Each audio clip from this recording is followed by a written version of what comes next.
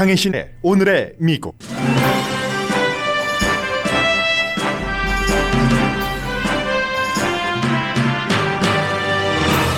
텍사스를 비롯한 서남부 지역의 폭설과 한파가 예산일이 아닙니다. 바이든 대통령은 텍사스의 비상사태를 선포했고 생명, 바이러스, 경제가 모두 블랙홀로 빠져들어가고 있습니다. 기후변화와 코로나 바이러스를 비교하면 오히려 바이러스 잡기가 훨씬 간단하다고 빌 게이츠 마이크로소프트 창업자가 밝혔습니다. 북한이 파이자 백신 기술 절도를 시도했으나 성공 여부는 알 수 없다고 미국 언론도 보도합니다. 바이든 행정부는 오늘 주택 포크로저 중지 명령을 연장한다고 밝혔고 민주당은 이번 주에 이민개혁안을 발표할 것으로 보입니다. 가짜 주장들을 퍼뜨려 의사당 난입 사건을 조장했다는 이유로 아마존에서 퇴출당한 팔러가 새로운 호스팅을 찾았습니다. 팔러는 트위터 대안으로 표현의 자유를 표방하면서 음모론과 인종차별, 혐오 등의 주장을 거의 규제하지 않고 있습니다. 민주당은 의사당 난입 사건의 사실과 원인을 조사하기 위한 독립위원회를 구성할 계획입니다. 제3당을 창당해야 한다는 공화당 유권자가 지난 9월의 40%에서 지금 63%로 크게 높아졌습니다. 이 가운데 새 당의 리더가 트럼프 전 대통령이어야 한다는 사람은 68%입니다. 영국의 자존심 제과가 2025년까지 100% 전기 자동차로 전환한다고 밝혔습니다. 중국계 영화 전문가가 한국계가 만든 미나리가 중국계가 만든 아시안계 영화를 뛰어넘는 원인을 강조한 칼럼을 썼습니다.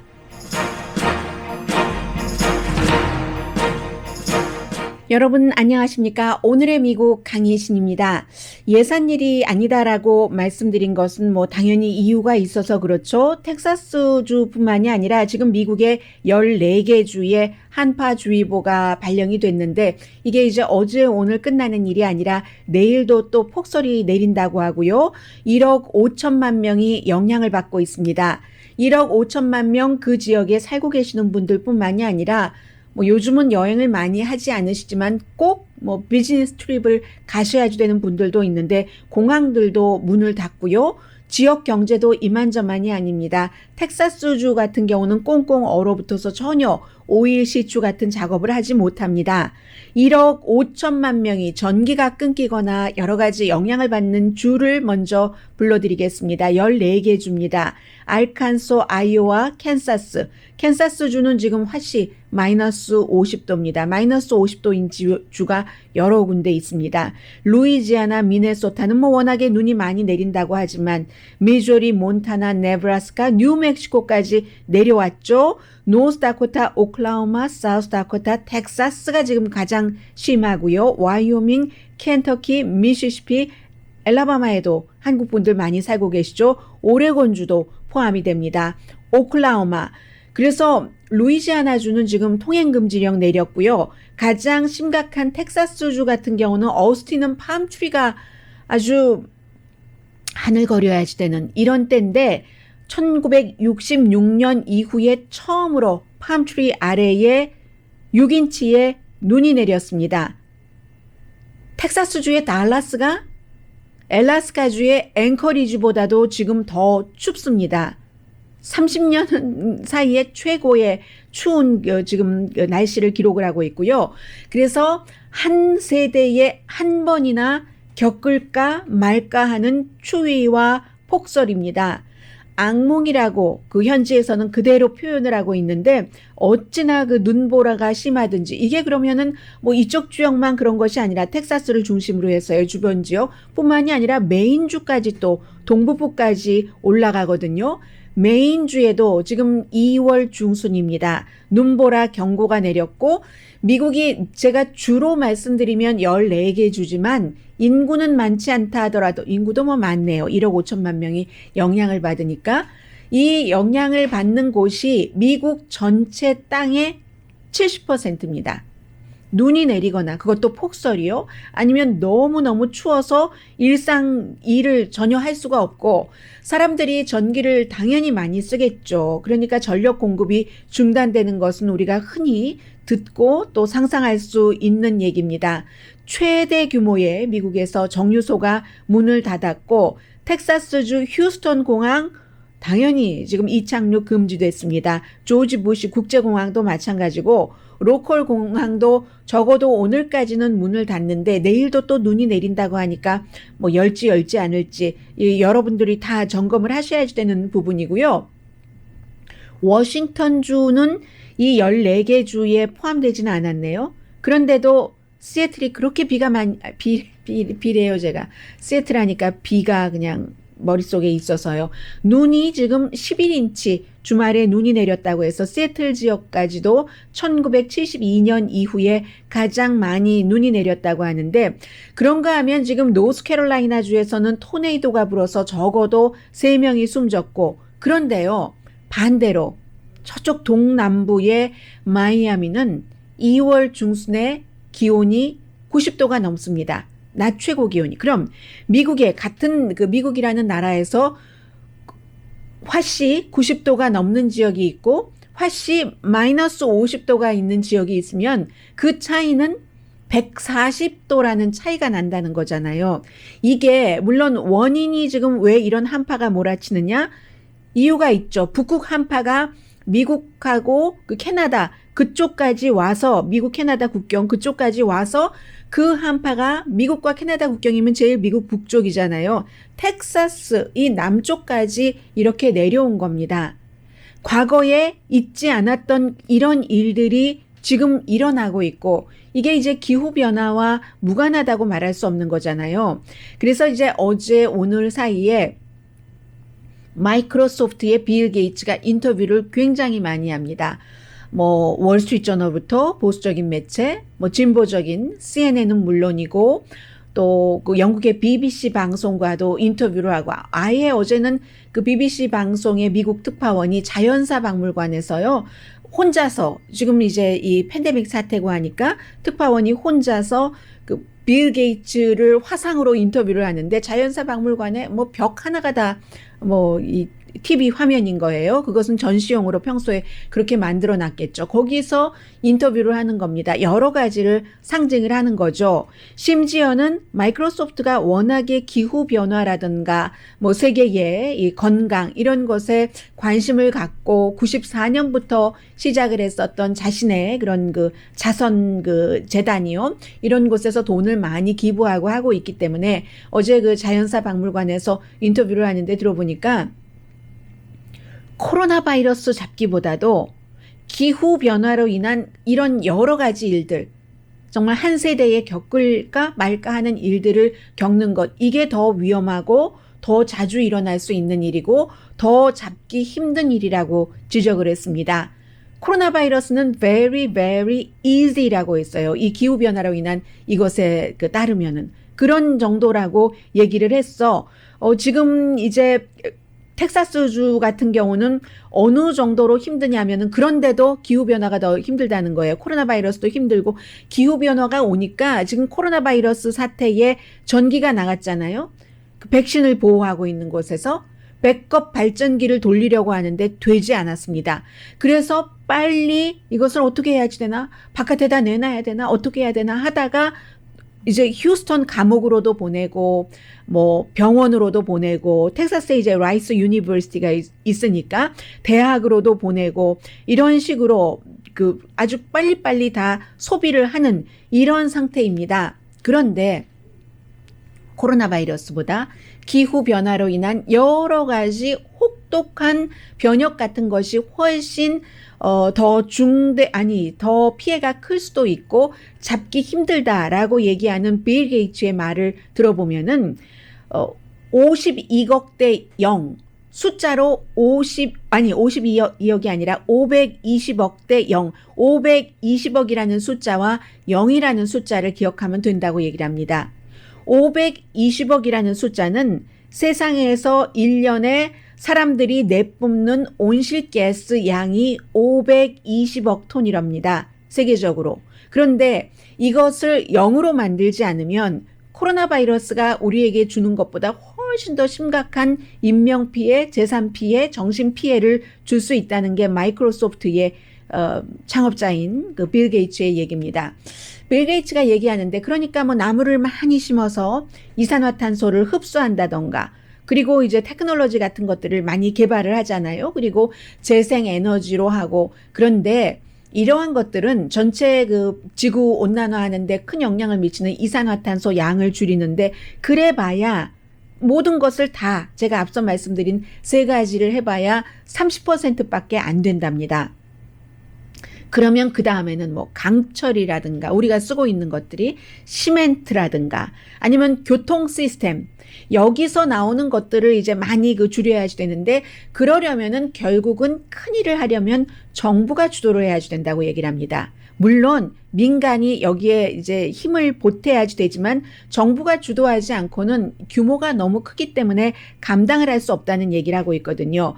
비료 생산 같은 것까지 포함을 했어요. 이런 모든 것들이 뭐 그냥 좋아서 오르게닉 뭐 친환경으로 돌아가는 게 아니라 지구보다 사람이 먼저요. 사람과 지구가 살려면 할 수 없이 그런 형태로 돌아가야지 된다. 지금 텔레비전에서도 전부 이 한파 이런 것들을 보여주고 있는데 신문의 일면들을 보여주고 있는데 우리가 기본적으로 개인이 뭐 이산화탄소 뭐 이런 거가 나에게 어떤 고통을 주고 그게 기후변화로 와서 폭설이 와서 이렇게 되네.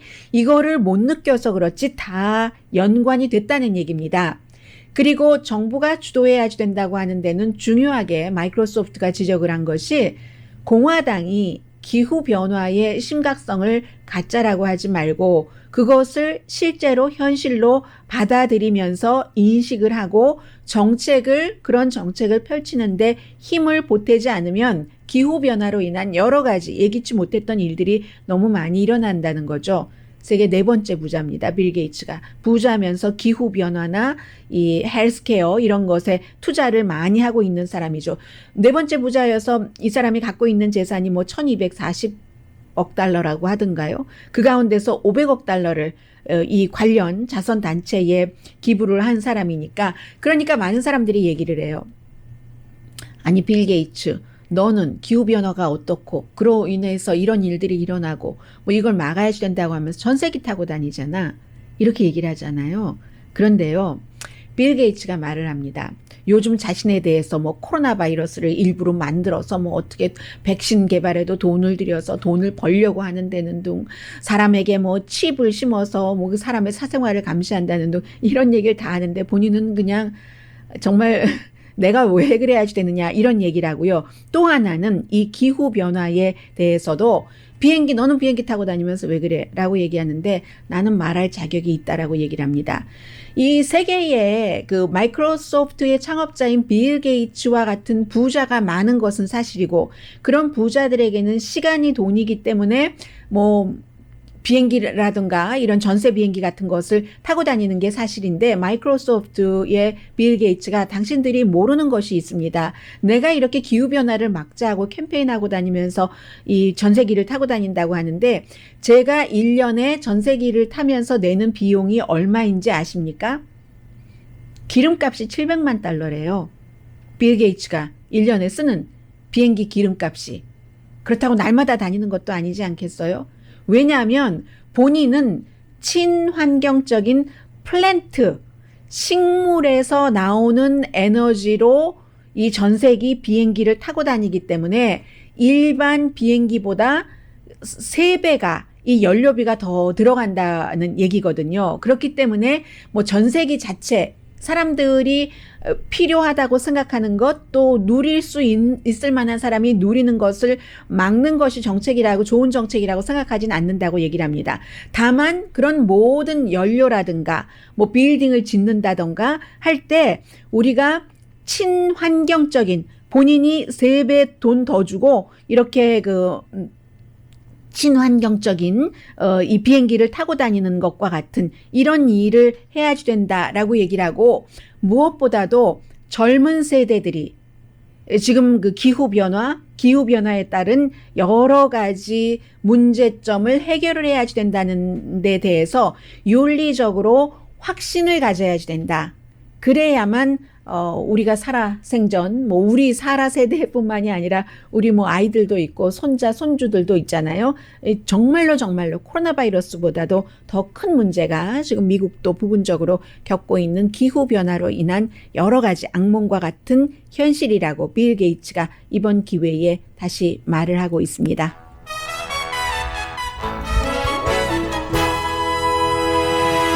빌 게이츠가 얘기를 하니까 사람들이 다 들어줘요. 왜냐하면 이 사람이 돈이 많고 또 최근에 새로운 책도 관련 책도 썼고 그리고 이제 그 또 하나는 뭐 기부를 많이 하잖아요. 하니까 뭐 언론과 연관된 뭐 여러 가지로 다 이렇게 엮이고 저렇게 엮이고 나쁜 말 하는 것도 아니고 하니까 완전히 게이츠의 말이 탑입니다. 오늘의 탑 뉴스였다고요. 잠시 뒤에는 이제 뭐 주택 문제 또 $1,400 언제 와? 이런 얘기들 많이 하시죠? 이민에 관한 문제, 그 밖에 민주당이 하고 있는 일, 공화당 사람들은 어떤 생각을 하고 있는지 전해드립니다. 라디오 서울 방송 오늘의 미국 듣고 계십니다. 네. 우선 오늘 백악관에서 발표를 했네요. 원래 코로나 바이러스 때문에 이제 집 페이먼트를 못 내서 쫓겨나갈 수도 있는 그런 분들에 대한 여러 가지 프로그램이 연방과 주정부, 카운티 그리고 이제 뭐 민간단체 등등에서 여러 가지로 나오고 있습니다. 그런데 가장 위에 있는 거죠. 연방정부에서 포클로저 중지 명령을 연장한다. 원래 3월에 끝날 예정이었습니다. 그러니까 전 행정부, 트럼프 행정부에서 해놨던 것이죠. 그런 것을 적어도 6월까지는 연장을 한답니다. 이것도 아마 여러분들께서 하셔야 될 일이 있으실 거예요. 혜택을 받으시려면. 해서 정부에서는 하려면은 한 군데서 하는 것이 아니라 뭐 주택도시개발부하고 재향군인청, 특히 이제 군인들은 미국을 위해서 목숨을 바치겠다는 선서를 하고 복무하신 분들이니까요. 또 농림부에서도 뭔가를 해야 될 부분이 있어서 각 부처에 이미 지시를 했고 그리고 이런 것들이 2020년 6월 이전에 프로그램을 신청을 해서 혜택을 받으신 분들께 우선 해당이 되는 거고요. 지금 한 270만 명이 주택 소유주 가운데서 집 쫓겨날 형편에 처해 있다고 하거든요. 지금 뭐 대통령이 얘기하는 것은 코로나 바이러스가 사람들이 잘못한 것도 아닌데 일하다가 일하기 싫다고 일을 안 한 것도 아닌데 그로 인해서 집을 잃는다면 이거는 이 세상에 그렇게 불공평한 게 어디 있겠는가라고 얘기를 하면서 지금 연장을 하는 것이고요. 그 이후에도 코로나 바이러스 사태와 실업률 이런 것들을 보면서 추가 조치를 정부가 하겠죠. 지금 텍사스주 같은 경우는 너무 추운데 뭐 전기가 끊기고 하니까 자동차 안으로 대피를 한다는 거거든요. 그 정도이고 아무튼 집이 굉장히 문제입니다. 또 하나는 지금 지난주에 탄핵 재판으로 인해서 약간 중지된 것처럼 보이지만 그래서 그런 건 아니에요. 왜냐하면 이게 하원에서 마무리가 되고 상원으로 보내지는 건데 경기부양책에 따른 $1,400 체크 오는 것 그 부분은요 아직은 확정이 돼서 상원으로 넘어가지 않았습니다. 이달 안에는 조금 힘들지 않을까 이렇게 보고 있는 사람들이 있는데 그리고 뭐 수입을 낮춘다 아직까지는 아닌 것 같아요. $75,000 한 사람 그리고 이제 부부가 $150,000 하는 것 같고 $1,400 여기서 여러분들께서 생각하셔야 될 게 세 가지가 있습니다. 첫 번째는 간단한 것부터 하겠어요. 지난해에 만약에 아이를 낳으신 분들이 계시잖아요. 그러면 이제 그 아이에 대해서도 뭐 17살 미만 자녀에게 주는 그 돈을 받으실 수 있다는 것이고 그리고 또 하나는 지금까지 첫 번째, 두 번째 $1,200와 $600를 못 받으신 분들, $1,800 못 받으신 분들은 뭐 당연히 세금 보고 하실 때 혜택을 받으실 수 있는 것이고 이것도 뭐 여러분들께서 알아서 하셔야 될 부분이 있어요. 그리고 세 번째가 중요한데 이 세 번째는 세금 보고를 언제 하느냐 이게 중요합니다. 아직은 통과되지 않았는데요. 이게 만약에 2019년보다 2020년 지난해에 코로나 바이러스로 인해서 수입이 줄어드신 분들 계시잖아요. 그러면은 빨리 세금 보고를 하시는 게 좋습니다. 이 의회에서 통과되기 전에 세금 보고를 하셔야지 이 사람이 지난해에 손해를 봤구나 하고 거기에 기준을 해서 하고 아니면은 세금 보고를 하지 않으시면 2020년이 2019년보다 더 수입이 줄어들었는데 세금 보고를 하지 않으셨잖아요. 그러면 여러분들은 2019년도에 세금 보고에 기준을 해서 그때는 만약에 많이 벌었으면은 못 받으시는 거죠. 그런 게 있기 때문에 수입이 2019년에 비해서 2020년에 줄어드신 분들은 빨리 세금 보고를 하시는 게 좋고요. 반대로 오히려 2020년에 그런 분들이 많지는 않으시겠지만 더 많이 벌었다. 2019년 기준으로는 내 수입이 뭐 7만 5천 달러 아래이기 때문에 받을 수 있는데 2020년에는 더 받았어 하면은 2020년 세금 보고를 오히려 이게 확정되고 나서 오는 게 문제가 아니라 의회에서 통과되는 거거든요. 그런데 3월 중순 정도에는 통과될 것으로 예상들을 하고 있습니다. 통과되고 나서 세금 보고를 하시는 게 여러분들께는 이득이고요. 왜냐하면 세금 보고를 하지 않으시면 2019년 여러분들께서 2020년보다 돈을 덜 벌으셨던 그때를 기준으로 하거든요. 그것을 신경을 쓰셔야지 될 것 같아요. 라디오로 또 그 자동차로 운전하시면서 들으시는 분들은 혼돈되시는 분들이 있을 텐데 여러분들의 CPA와 또 의논을 하시길 바랍니다. 또 하나 있어요. 못 받으신 분들 세금 보고 때 뭐 고칠 수도 있고 뭐 또 뭐 이것도 또 지금 뭐 의논하고 있는 부분들이 있는 것 같아요. 여름쯤에 뭐 어떻게 한다 하는 아무튼 세 가지 제가 앞서 말씀드렸던 그 부분이 굉장히 중요하고요. 그리고 이제 그 새 행정부가 일하는 속도가 조금 빠른 편입니다. 이번 주에 민주당에서 이민 개혁안을 발표를 하는데 US Citizenship Act of 2021이라고 해서 미국 시민권 법안 2021 미국 시민권 법안에서 내용은 지금까지 계속 알려졌던 것들 그대로입니다.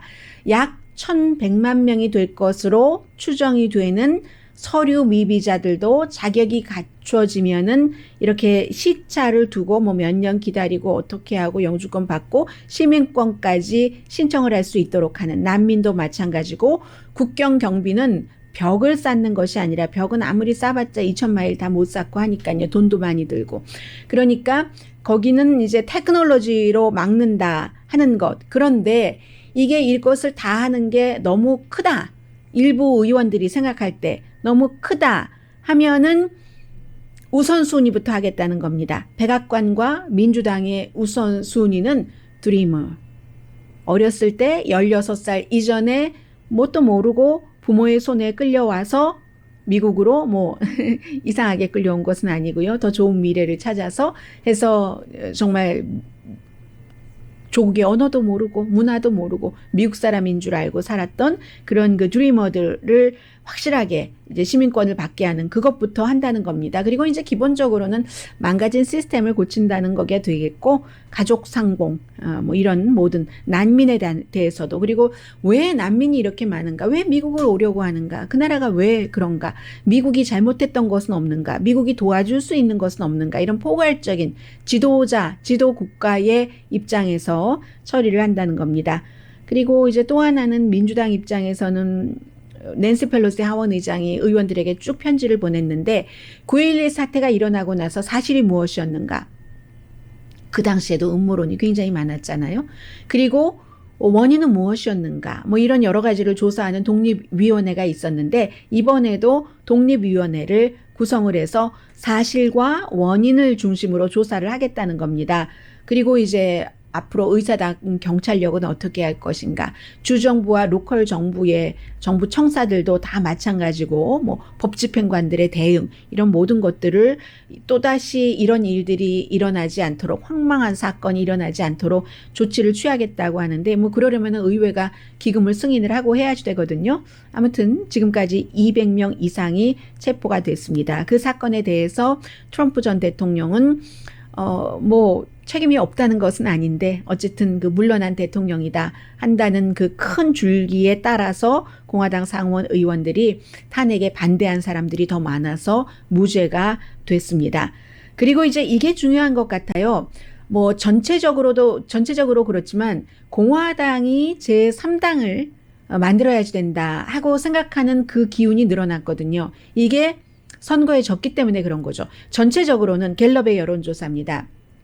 갤럽이 이런 여론조사를 제3당 창당을 원하느냐 하는 질문을 언제부터 했냐면요. 2003년부터 했다고 하거든요. 그래서 2006년, 2008년, 2012년까지는 좀 논란이 있었답니다.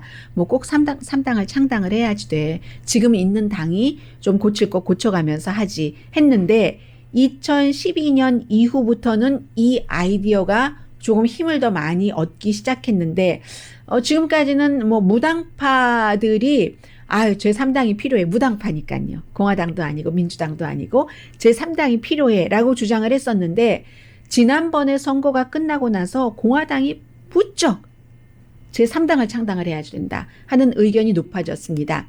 그래서 갤럽의 여론조사 결과 이 오차 범위는 뭐 한 4% 정도로 보고요. 왜냐하면 많이 조사한 게 아니에요. 906명을 대상으로 조사를 했는데 전체적으로는 62%가 제3당 창당을 원한다는 겁니다.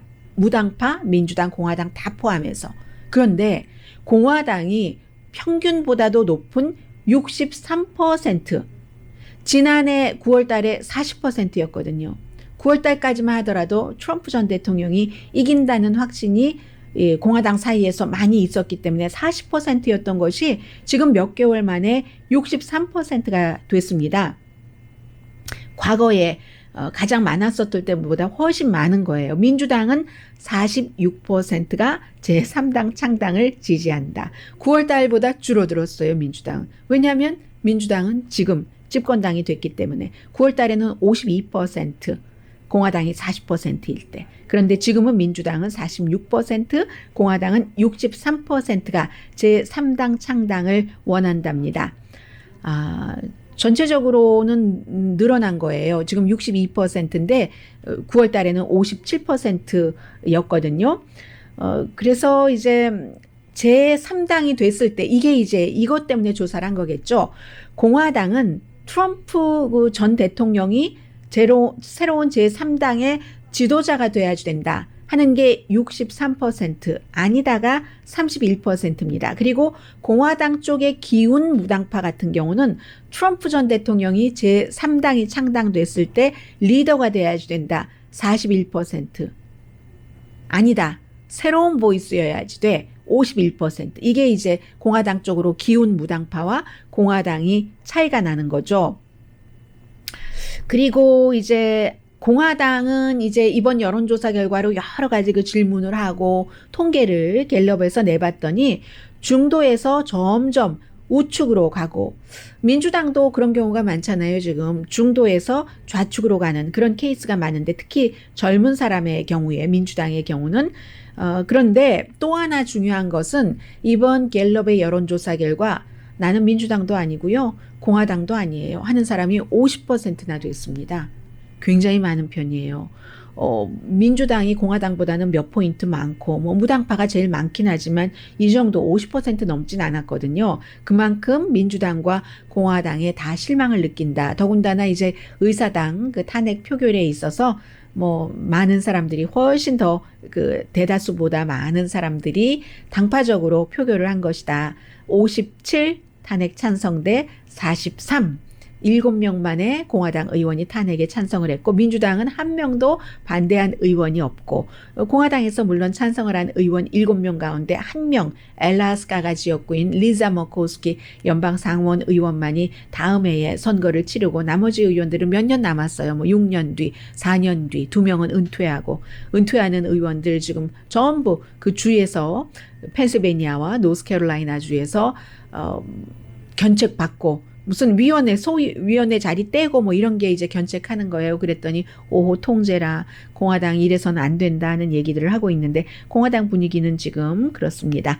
잠시 뒤에는 이제 코로나 바이러스와 새로운 경제와 어떤 그 산업의 변화에 있어서의 새로움, 그리고 이런 의견을 표출하는 것이 앞으로는 어떻게 달라질까?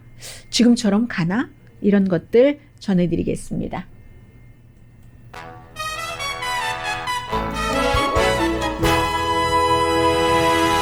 라디오 서울 방송 오늘의 미국 듣고 계십니다. 네, 미국 사람들은 11.7%가 적어도 한 번에 백신 접종을 받았다고 합니다.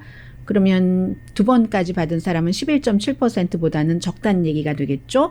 이스라엘 같은 경우는 28%가 접종을 받아서 첫 번째 접종받은 사람은 42%, 미국의 4배입니다. 당연하죠. 인구가 3억 4천만 명인 곳과 이스라엘이 뭐 1천만 명도 안 되잖아요. 900만 명 정도 되니까 그럴 수 있고, 또 열심히 국가에서 뭐 백신을 수입해서 한 것도 있는데, 이게 파이저사의 백신이요. 파이저와 그 독일의 바이오엔텍이 같이 만든 이 백신, 먼저 국민들이 가장 많이 맞은 국가가, 접종받은 국가가 이스라엘이기 때문에 이스라엘에서는 여러 가지 데이터를 세계와 공조를 할 어떠한 그 의무감 같은 게 있잖아요. 지금 해보니까 90% 이상 효력이 있다는 얘기입니다. 증상이 완화된 사람도 94%고, 그리고 92%는 심각하게 아픈 것이 줄어들었다. 입원율 당연히 줄어들었고요. 해서 이스라엘 같은 경우는 지금 인구가 적으니까요. 일단 3월이면은 대부분 접종을 한다고 하는데, 이 파이저와 그 바이오엔텍의 백신의 안전성, 효율성 플러스 부작용까지, 아직까지는 뭐 심각한 부작용은 얘기하고 있지 않은데, 지금 북한이 파이저의 백신 기술을 해킹하려고 시도를 했다 하는 국정원의 브리핑을 그 한국의 그 정치인들이 들어서 하태경 의원이 지금 국회에서 발표를 했잖아요. 그 내용을 그대로 인용을 해서 미국의 모든 매체도 전하고 있습니다. 미국이 전할 때는 아니 북한은 한 명도 코로나 바이러스에 걸린 사람 없다며 백신 기술은 왜 해킹하려고 했어? 하는 그런 것. 그런데 북한이 지금 그 해킹 기술, 사이버 이런 것뿐만이 아니라 많은 것들을 해킹을 하고 있잖아요. 거기에 이제 하나가 포함되는 것이기도 하고, 코로나 바이러스와 연관된 것이기도 하고, 중국과 국경이 접하고 있는데 하나도 없다는 것이 아무도 믿지 않죠. 그래서 워싱턴 포스트는 도쿄발로 보도를 했는데 성공 여부는 알 수 없다 하는 것을 굉장히 강조를 했고요. 마이크로소프트사가 지난해 11월에 북한과 러시아가 7군데 회사 해킹 시도를 했는데 전부 백신이라든가 치료제와 관련된 회사, 제약회사를 포함을 해서요. 그런데 블럭됐다, 성공하지 못했다는, 그때는 그런 얘기예요. 북한은 환자 없다고 하면서 지금 영국의 그 아스트라제네카, 그 옥스퍼드 유니버시티하고 같이 만든 그것을 200만 도스를 받으려고 줄 서고 있다는 얘기 나오고 있고요. 영국 하면은 자동차, 예전에는 정말 수십 년 전에 제과 딱 그 표시 뭐 좀 그 힘이 있어 보이잖아요. 이 고급 자동차인데 이 제과가 지난 몇 년 동안에 참 잘 안 팔렸습니다. 그런데 중대한 발표를 했는데 이렇게 추세로 간다는 거예요. 고급 자동차인데도 결국은 2025년, 몇 년 남지 않았죠? 2025년도에는 제과의 100%를 전기 자동차로 하겠다. 그리고 제과 랜드로버 있잖아요. 랜드로버는 한 해 빠른 2024년도에 전부 이 전기 자동차로 하겠다. 사실은 제과가 그 영국의 자존심이라고 하면은 제과 랜드로버가 제과사에 돈은 더 많이 벌어줘요. 항상 그렇잖아요. 시사주간지 타임을 갖고 있고 그 피플을 갖고 있다면 피플이 돈을 훨씬 많이 벌어주고, 타임은 명성, 이렇게 한다면 그런 건데, 고급 자동차에 그 앞서가는 그 전기 자동차 이미지, 세계 친환경적인 이런 이미지를 갖고 가겠다는 것이고, 올해가 자동차 이 제과가 만들어진 지가 86년 되는 해라고 하거든요. 결국은 우리 고급 자동차, 최고급 자동차인 건 맞다. 그런데 경쟁하겠다는 겁니다. 자동차 시장에서 미국의 테슬라사와 함께. 그리고 미래의 자동차는 이제는 가솔린 자동차가 아니라 전기 자동차라는 것을 이렇게 움직이기가 참 힘든 그런 그 브랜드잖아요. 이렇게 하고 있다 하는 것 전해드리고요. 또 하나는 팔러라는 소셜미디어를 볼 필요가 있는데, 앞으로도 계속이요.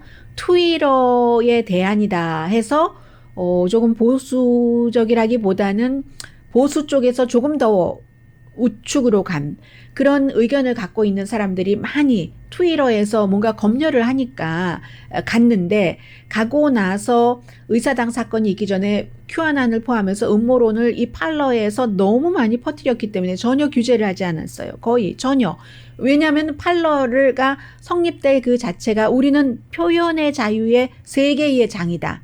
우리만큼 표현의 자유를 보장하는 소셜미디어 있으면 나와봐 라고 했기 때문에 그래서 온갖 음모를 다 퍼뜨리고 나서 결국은 의사당 난입 사건이 일어난 뒤에 구글이 no way, 애플이 no way, 앱을 다운로드 새로 못 받게 했잖아요. 그리고는 급기야 아마존이 호스팅을 하고 있는데 아마존이 호스팅을 안 해주면 팔러가 사람들이 쓸 수가 없잖아요. 볼 수가 없고 아마존이 안 해준다고 했습니다. 우리 아마존의 규정에 어긋난다 해서.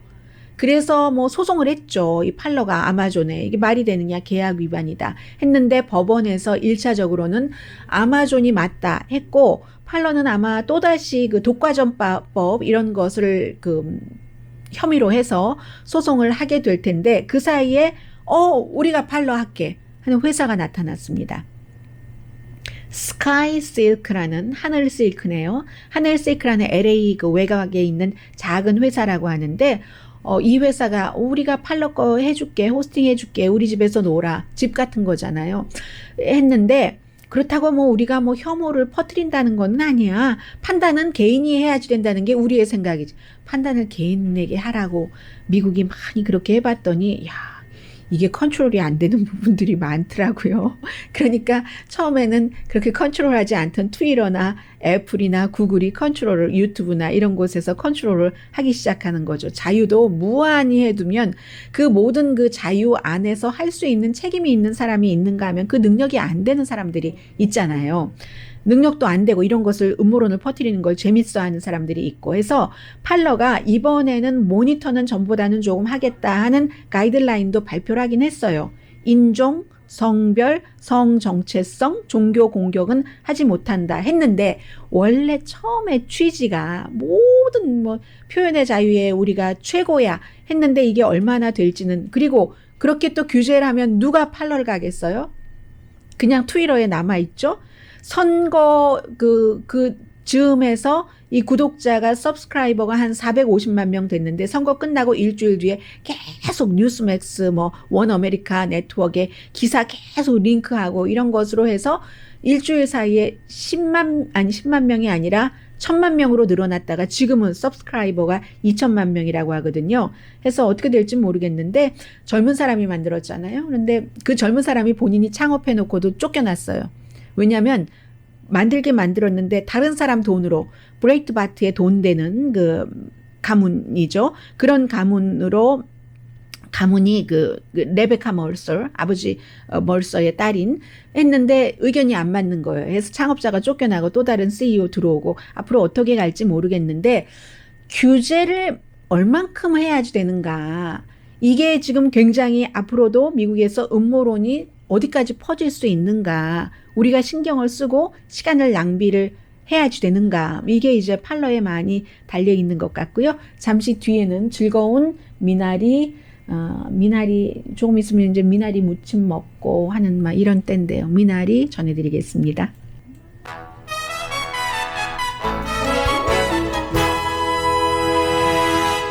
라디오 서울 방송 오늘의 미국 듣고 계십니다. 네, 요즘은 뭐 라디오 틀면은 어제 집에 가다가 라디오 틀었더니 NPR 방송에서 미나리에 대해서 해주고 조금 들었어요. 영화 보려고 하는데 보지 못했고 온태리오 어디서 드라이브인 스루에서 상영하고 있던데 아마 디지털로는 2월 26일부터 보실 수 있는 것 같습니다. 제대로 된 그 돈 내고 보는 그 디지털이요.